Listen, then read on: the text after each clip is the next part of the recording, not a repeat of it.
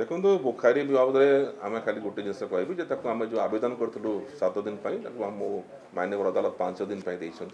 आमर आईओ जाइए आने